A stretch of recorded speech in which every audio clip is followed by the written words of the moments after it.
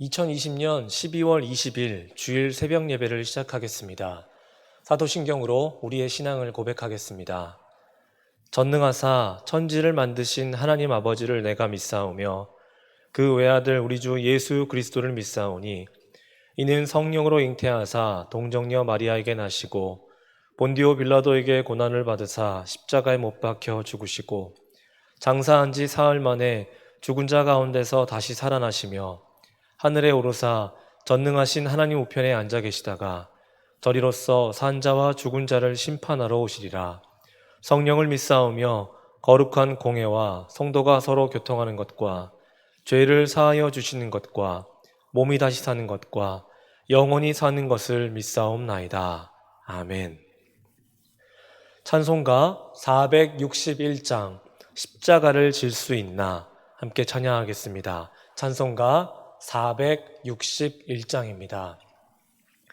십자가를 질 수 있나 주가 물어보실 때 죽기까지 따르오리 성도 대답하였다.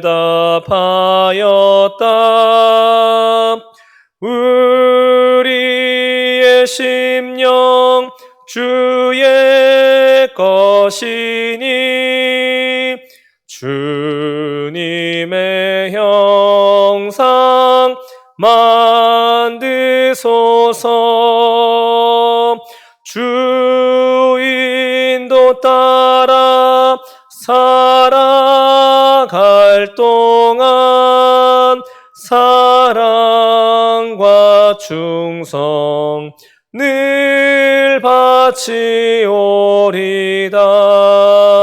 너는 기억하고 있나 구원받은 강도를 그가 회개하였을 때 낙원 허락받았다. 우리의 심령 주의 것이니 주님의 형상 만드소서. 주인도 따라 살아갈 동안 사랑과 충성 늘 바치오리다. 걱정 근심 어두운 그늘 너를 둘러 엎을 때 주께 내 영 맡기겠나 최후 승리 믿으며. 우리의 심령 주의 것이니 주님의 형상 만드소서. 주인도 따라 살아갈 동안 사랑과 충성 늘 바치오리다. 이런 일 다 할 수 있나 주가 물어보실 때 용감한 자 바울처럼 선뜻 대답하리라.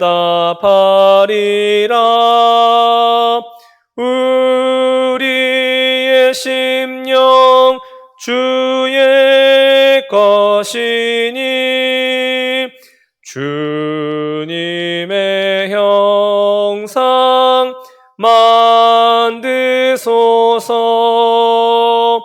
주인도 따라 살아갈 동안 사랑과 충성 늘 바치오리다.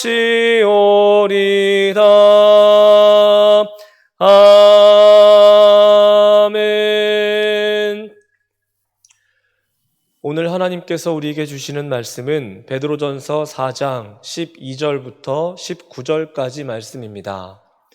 베드로전서 4장 12절부터 19절까지 말씀입니다. 제가 가진 성경으로는 신약성경 382면입니다.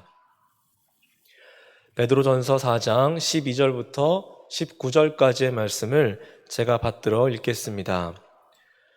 사랑하는 자들아, 너희를 연단하려고 오는 불시험을 이상한 일 당하는 것 같이 이상히 여기지 말고 오히려 너희가 그리스도의 고난에 참여하는 것으로 즐거워하라. 이는 그의 영광을 나타내실 때에 너희로 즐거워하고 기뻐하게 하려 함이라. 너희가 그리스도의 이름으로 치욕을 당하면 복 있는 자로다. 영광의 영, 곧 하나님의 영이 너희 위에 계심이라. 너희 중에 누구든지 살인이나 도둑질이나 악행이나 남의 일을 간섭하는 자로 고난을 받지 말려니와 만일 그리스도인으로 고난을 받으면 부끄러워하지 말고 도리어 그 이름으로 하나님께 영광을 돌리라.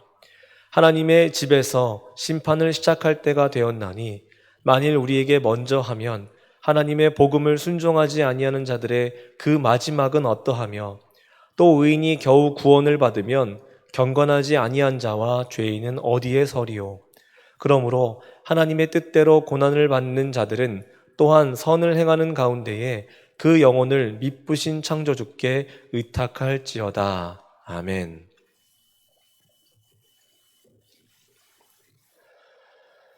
여러분, 베드로는 3장 13절부터 성도가 고난을 극복하는 자세에 대해서 계속해서 권면해 왔습니다. 그리고 이제 오늘 본문에서 이 고난에 대한 성도의 바른 인식과 자세에 대한 권면을 마무리하면서 이제 보다 구체적으로 현 시점에서 고난에 직면한 성도들을 격려합니다. 이 사랑하는 성도들이 당하는 박해를 베드로는 악한 세상 때문에 당하는 것으로 보지 않았습니다. 그것은 시련을 통해서 성도들을 연단하시고 그리스도의 고난에 참여하게 하시려는 하나님의 섭리로 봤다라는 것을 우리는 오늘 본문을 통해서 보게 됩니다. 여러분, 이런 다큐멘터리를 보신 적이 있을 겁니다. 어미 독수리가 이 높은 나무 꼭대기나 낭떠러져 있는 그 둥지에서 새끼 독수리를 자꾸만 밖으로 밀어내는 그런 장면입니다. 저도 처음에는 이 장면을 봤을 때 참 비정한 어미 독수리구나 라고 생각을 했습니다. 그러나 그게 아니었습니다. 어미 독수리는 이 새끼 독수리가 창공을 스스로 비상할 수 있도록 이 고통스러운 그 연습의 과정으로 몰아넣고 있었던 겁니다. 새끼 독수리는 아직 날개에 힘이 없기 때문에 처음에는 속절없이 땅으로 추락해버리거나 아니면 떨어지기를 일삼고 있었지만 이내 그 고통의 과정을 겪어나가면서 이 날개에 힘이 붙게 되자 어느새 어미 독수리 못지않게 비상하는 모습을 보여줬습니다. 여러분, 오늘 본문에서 베드로는 성도가 이 땅에서 당하는 고난을 불시험으로 표현하고 있습니다.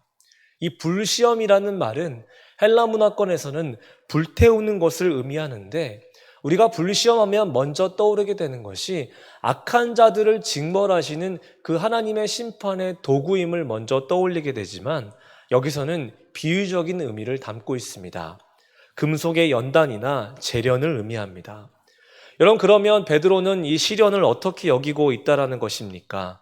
불 속에서 이 금속이 재련되는 것과 같이 성도의 신앙을 더욱더 견고히 연단시키시기 위해서 하나님께서 주시는 그 고난과 시험이라는 겁니다. 어미 독수리가 새끼 독수리에게 그러는 것처럼 하나님께서는 성도를 결코 아무런 의미가 없는 단순한 시련 가운데로 내몰아 버리시는 것이 아니라 성숙과 성장을 위해서 꼭 필요한 연단을 거치게 하시는 것이라는 겁니다. 그러니까 베드로는 고난에 대한 바른 인식을 갖게 하고 있는 것입니다. 우리가 당하는 시험과 고난은 단지 하나님께서 성도를 버리셨기 때문이 아니다. 우연히 당하는 불행도 아니다. 이는 오히려 성도를 더욱더 연단하고 정화하기 위한 하나님의 은혜이자 선물이라는 것을 너희는 알아야 한다는 것입니다. 믿지 않는 사람들은 성도가 당하는 고난을 보면서 이상히 여기기도 하고 때로는 조롱하기도 합니다. 예를 들면 믿음이 있는데 왜 병에 걸리느냐라는 식입니다.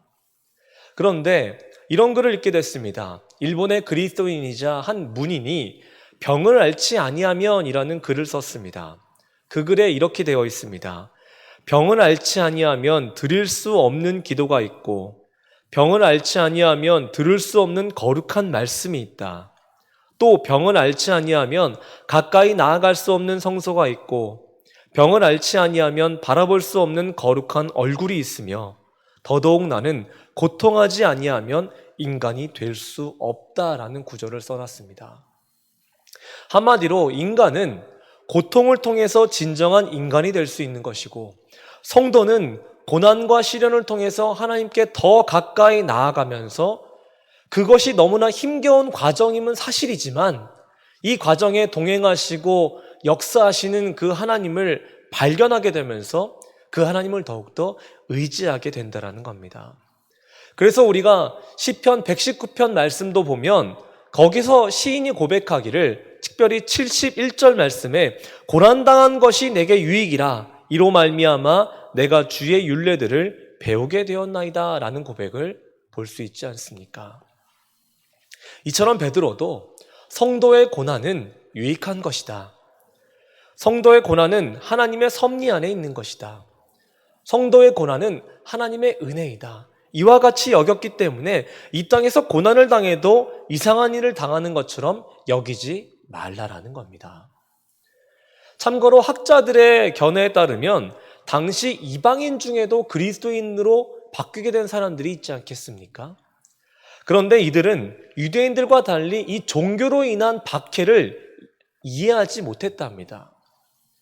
왜냐하면 다원주의적인 그 종교 문화 속에서 자유롭게 종교를 선택하면서 이것을 일종의 문화 정도로만 여겼던 사람들인데 어떤 종교를 내가 선택했다고 해서 그것 때문에 핍박을 당하고 추방을 당하고 심지어는 죽임을 당하는 일이 일어나게 되자 그것을 이상한 일로 여기고 도저히 이해할 수 없는 일로 그렇게 여기고 있었다라는 겁니다.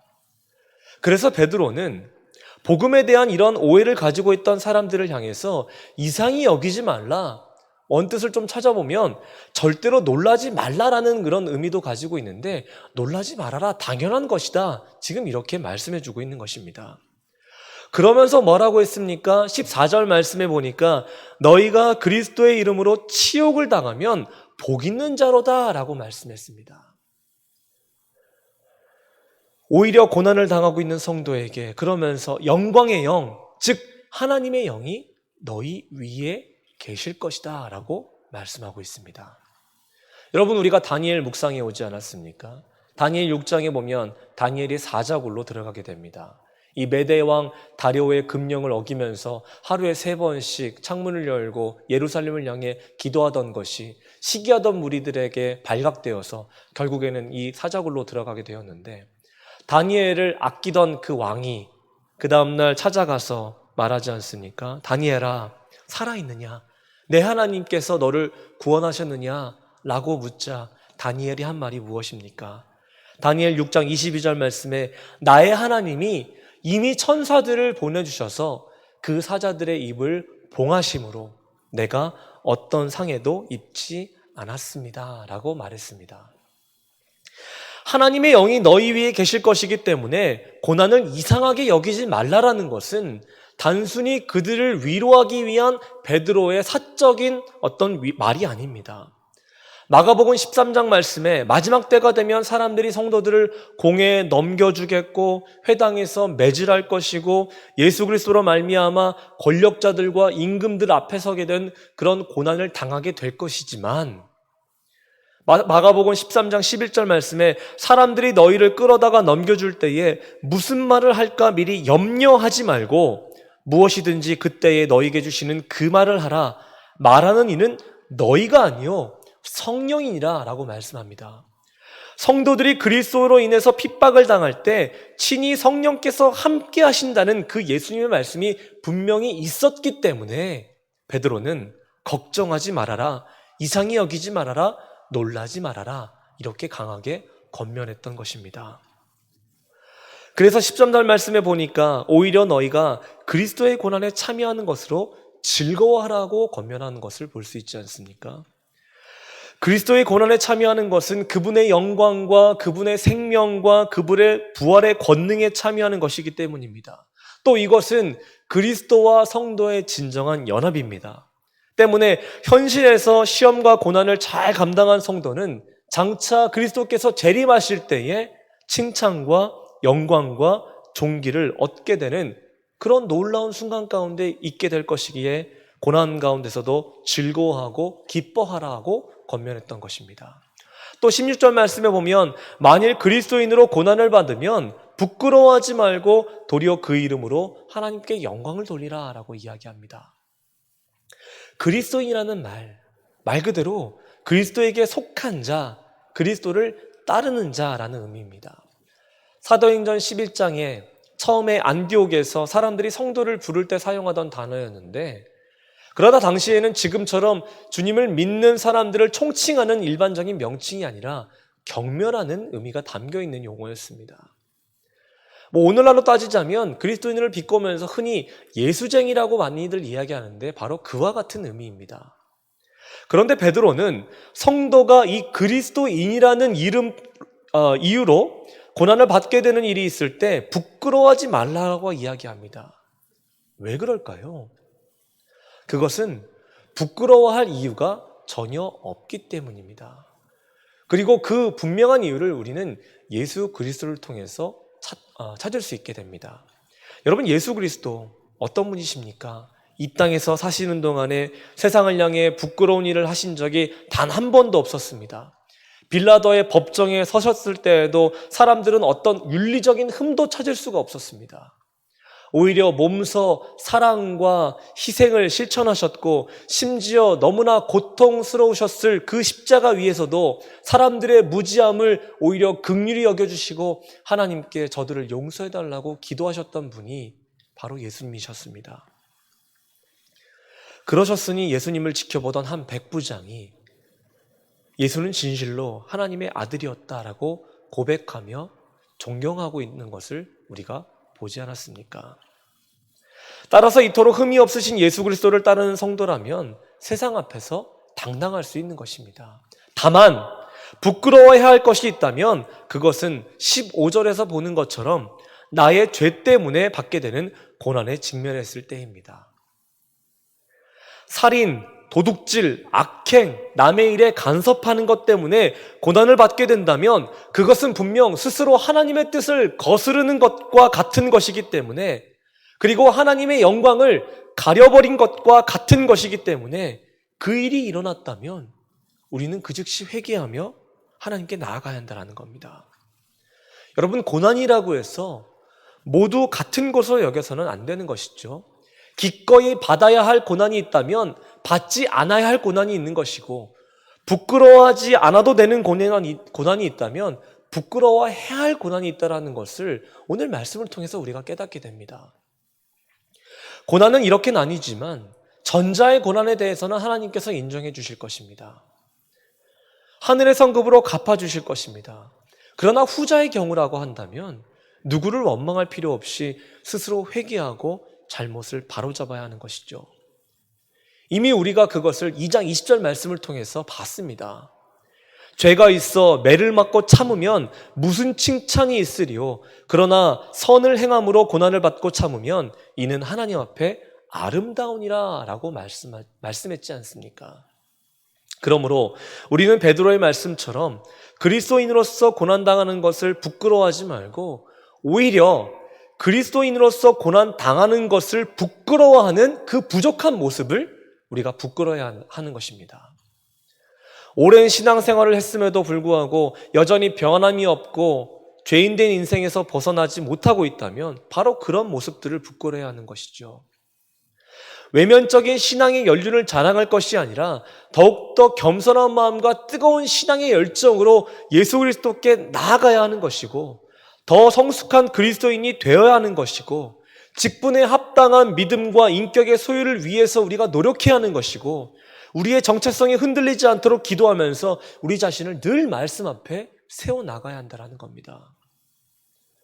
여러분, 사랑하는 우리 창동교회 모든 성도님들은 바로 이런 분들이 되시길 바랍니다. 정말 부끄럽지 않은 그런 신앙을 가지고 나아가는 우리 귀한 성도님들의 삶이 되시기를 간절히 바랍니다. 여러분, 이제 17절부터 19절까지의 말씀은요, 이 임박한 종말의 심판을 강조하고 있는 것을 보게 됩니다. 17절 말씀을 읽겠습니다. 하나님의 집에서 심판을 시작하실 때가 되었나니 만일 우리에게 먼저 하면 하나님이 복음을 순종하지 아니하는 자들의 그 마지막은 어떠하며? 라고 말씀합니다.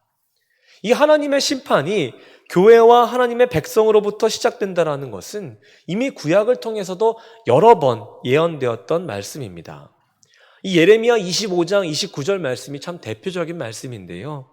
보라, 내가 내 이름으로 일컬음을 받는 성에서부터 재앙 내리기를 시작하였은즉 너희가 어찌 능히 형벌을 면할 수 있느냐? 면하지 못하리니 이는 내가 칼을 불러 세상의 모든 주민을 칠 것임이라 하셨다 하라. 만군의 여호와의 말씀이니라 라고 합니다. 혹자는 이 말씀을 두고서 아니 어떻게 하나님의 백성이 왜 심판으로부터 벗어나지 못하느냐라고 할지 모르겠지만 우리는 이런 오해에서 벗어나야죠.